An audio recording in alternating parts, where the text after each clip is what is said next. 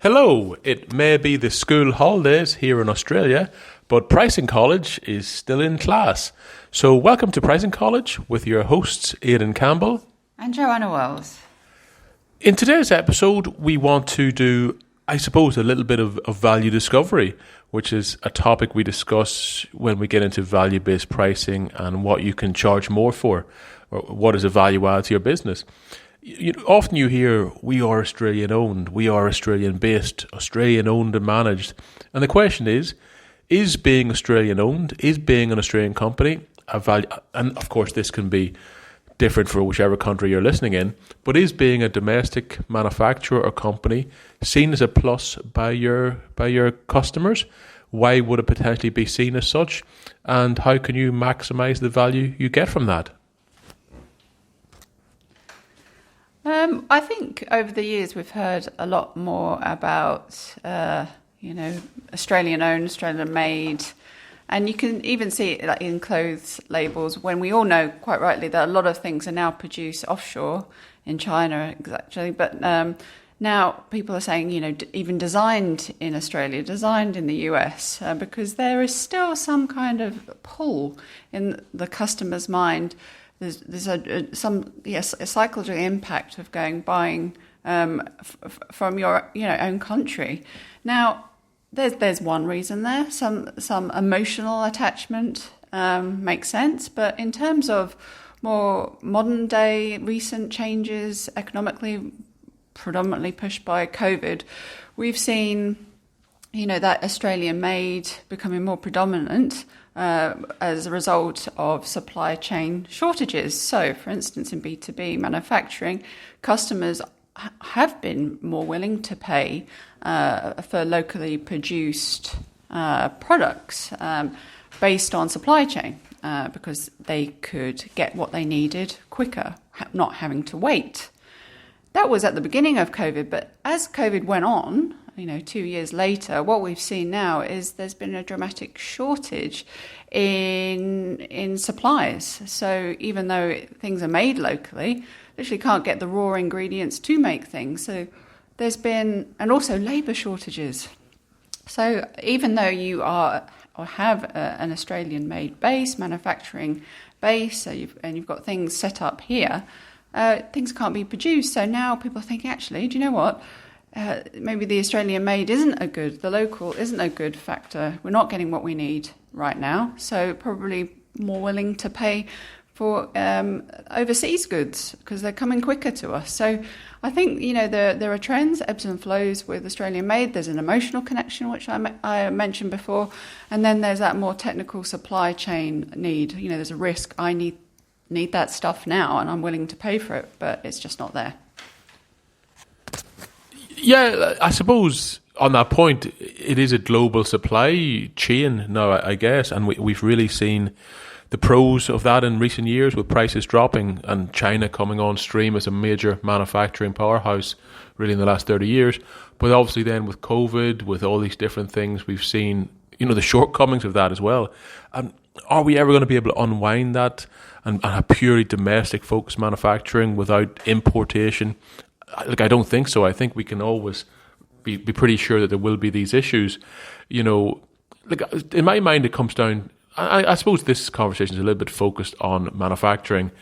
Obviously, services is slightly different, but in manufacturing, my view is there's two questions. There's a patriotism aspect. Do you value buying it from that country because there's ancillary benefits such as employment, such as helping your own country develop, your own city, seeing people employed, seeing the spillover effect, such as, in Australia we saw when the car companies shut down, Toyota, Ford and Holden, when they left, even in recent years, it wasn't just the manufacturing jobs, it was the spillover into parts, into, all that stuff that also went. So there's huge ancillary benefits and negatives that have to be considered. So I suppose that's question one is patriotism really of value? But I also think the second thing, certainly in manufacturing, is the country that's making it, is that seen as a plus? If you're looking at chocolates, often you'll see chocolates advertised as Belgian chocolates or Swiss chocolates. if you go into any shop to buy an electric, and we covered this in a recent podcast, electrical appliances, Japanese stuff or German manufacturing is really sold as a plus. German manufactured is seen as high-tech, reliable, all this stuff. You buy a car, certainly Japanese cars are seen traditionally as being very reliable and a real plus. I asked the question, are all countries seen in the same way? Would a United States manufactured car be seen in the same way? And like we've driven US made cars in the past, and to be honest, some of them were not the most reliable. There's also an argument that the British car industry failed significantly in the 70s due to unreliability, to the point where buying a foreign car was seen as more reliable. So it's, I suppose the question, is it actually a plus? And does your country, do you excel in that area? Or, do you need to do a bit more advertising and pushing it?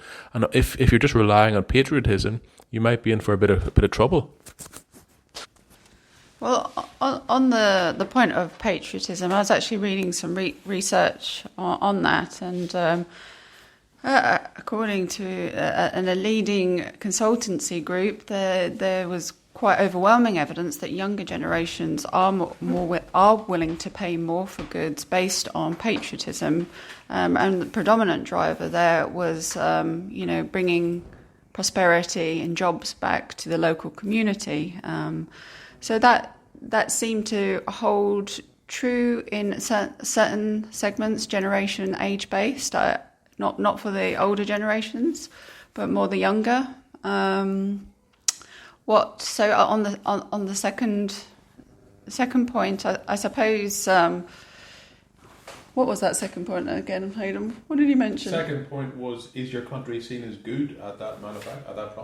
On that point, I suppose it's kind of a depressing point when you think about the great manufacturing base that you mentioned the UK it once had in the Industrial Revolutions, and then over the centuries we've seen just a massive decline in production. They literally don't produce very much anymore. Turned into a services-led business, apparently a research-led country. And equally, thinking about Australia, the manufacturing here is very minimal indeed. So does it have a reputation globally for being the best at manufacturing anything? No, but what we hear is it's got a reputation for research. Again, look, I suppose if we think about it in that way, it's almost like, well, the elephant in the room, we all know that we've outsourced a lot of our manufacturing overseas, and now we're paying the price. And politically, we're seeing Scott Morrison trying to reinvest in manufacturing infrastructure and industry in Australia. But to a certain degree, it takes a lot of investment and a lot of time to build that infrastructure and get the labour and the assets set up, the business model set up to new ways of buying, new consumer preferences. Things are changing, and hopefully it's not going to be too little too late. Look, it's ultimately it's a simple question: are people willing to pay for it? But as you can see underneath, there's quite a few serious, economic, political, and business model challenges that you've got to think through when you're determining what people are willing to pay for that, Australian-made, US-made. It's not easy. I suppose I'm from Ireland, and when we were kids, Guaranteed Irish was a brand, it was a logo that was put on huge number of manufactured products, certainly in the 1980s when the Irish economy was in the doldrums. And that was, did people prefer buying Irish items? Look, I think they probably did prefer them. I think they probably did buy them more. Is that as appropriate in somewhere like Australia today? Will people actually pay more? I don't know if they'll pay more, to be honest. I'm not sure if they would, but it just depends on the customer, but it depends on the business you have. But I think it's really worth exploring, and certainly, I think that at the beginning of the conversation, Joanna mentioned designed in Australia. To me, I see that as I actually see that as a negative. It sort of annoys me, because you're almost just announcing that you're outsourcing to a cheaper manufacturer and outsourcing the job. So to some extent, I don't think that's really a positive in my mind. That's a personal note for me, and that just annoys me. But I think as time goes on, are we going into an era of de-globalization or moving away from globalization? People are saying it in the press. Potentially we are. Potentially people are, more focused on jobs, on the domestic manufacturing base. Probably also in countries like certainly Australia, that's had a booming economy for a very long time. I think people have forgotten about the importance of domestic stuff. I think they've lost sight of it. I think that we thought that we were always in this upward tide that would never stop, and we just get wealthier and wealthier. And you know what? Maybe with the whole, Ukraine war and COVID and all these things, maybe that's not the case. Also, obviously, domestic manufacturing is better for the environment. Well, it's debatable, obviously, because you have to factor in carbon emissions and transport and stuff like that. But oftentimes there are pros and cons, and I think we maybe need to go back and re-examine some of these, and some of the value drivers from 5 years ago may have changed. Yeah, I was thinking the same. I was thinking, maybe globalization and globalized supply chain was based on a premise of harmony, where countries were all harmonious and all agreed on an alignment together. But then, what really challenged that, underlying assumption of harmony, I suppose, was COVID firstly, and then, it just put a massive spotlight on how chaotic supply chain actually is, and that what we thought was all systematic and aligned, a global supply chain optimized, was absolutely just quite a shambles, just ad hoc systems, undocumented processes. It was literally held together by a few good people, just pulling stuff together outside their roles in businesses, like from the warehouse floor, distribution warehouses, right through to head office. And that's just on a business level. But this was happening globally. So it really just showed that, the gaps in this idea of globalized and optimized supply chain. And then obviously with the war, that we actually can't all live in harmony, even though we want to. Maybe other countries have a different idea and have a different vision for what the world may look like, and I think that's really brought to home, and potentially in a good way, through this risk of war and chaotic supply and demand. That actually we've got to be independent to some degree, and we've got to balance our supply locally and internationally to ensure the safety and the well-being of the people that are living in those countries. That doesn't say that you don't trade with other countries, absolutely not, but there has to be more balance.